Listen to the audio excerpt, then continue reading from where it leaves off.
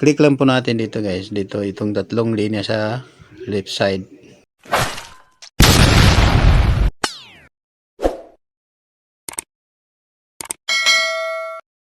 Welcome back again guys. May panibago na naman tayong video ngayon. So, ang gagawin po natin ngayon, mag-configure po tayo ng bilan ng wifi ng bayan.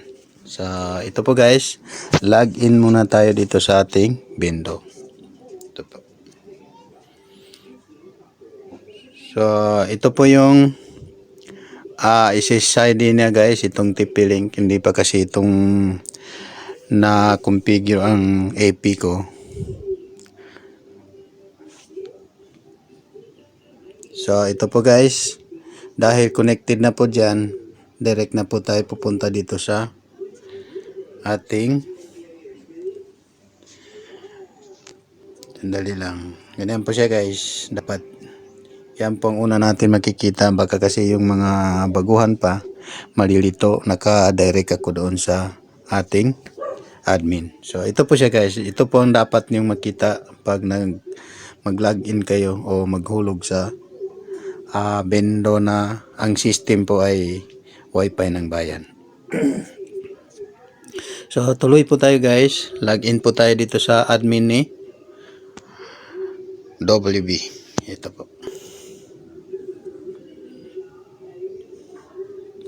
So halos magkapareho lang guys pag login sa LPB dito sa wifi ng bayan.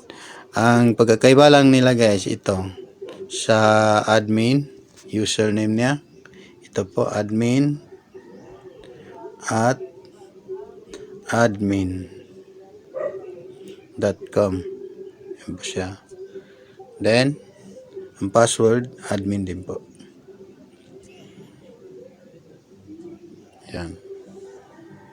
So yan po guys, login na po tayo.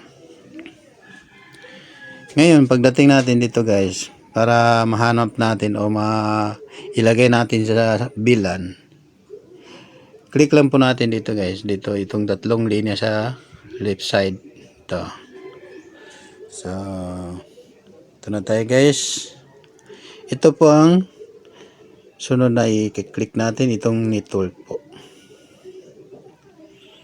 So paalala lang guys, kapag na-i-click natin ito, na ilagay na natin siya sa bilan and ma-save natin, hindi na po natin siya ma-access kung ang gamit natin na API hindi pa naka-bilan setup.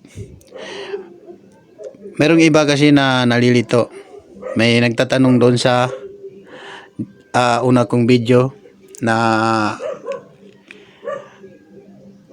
pag-configure ng AP bilang bilan. So nagtatanong po siya kung nakabilan ba daw ang AP, kailangan pa ba ibilan ang software, yung image niya. Eh siyempre naman, kasi hindi natin siya ma-access. Either sa yung software mo ang o image ang bilan setup, o ang AP mo isa sa kanila ang nakabilan setup, pero yung isa, halimbawa yung AP mo nakabilan setup siya, then yung image hindi po siya nakabilan, hindi mo rin siya ma-access. So kailangan yung dalawa pareho silang nakabilan. So tuloy po tayo guys dito na po tayo.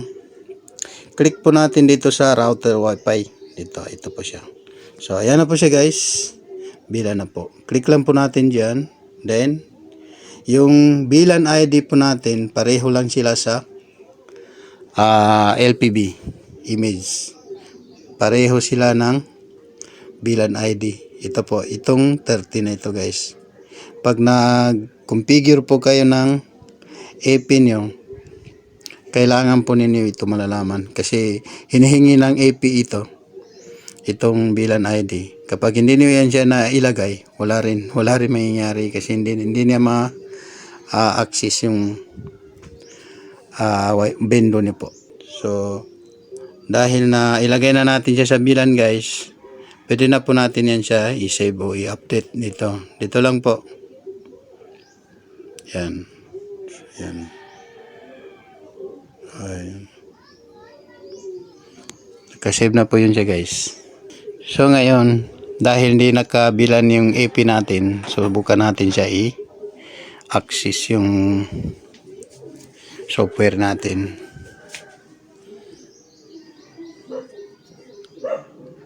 Balik po tayo sa portal. Ayan po guys, hindi na po siya mapasok.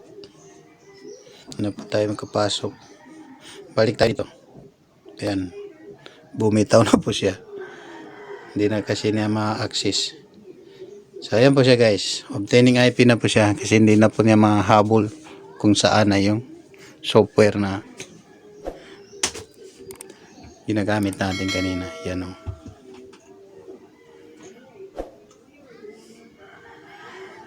Hindi na po tayo makalagin guys. Balik natin. Dito. Yan po guys. Wala na talaga. Ganyan po ang mangyayari kapag hindi po nakabilan yung IP nyo. Tapos yung image ay nakabila na po. So maraming salamat guys. Sana nakatulong sa inyo ang video natin ngayon.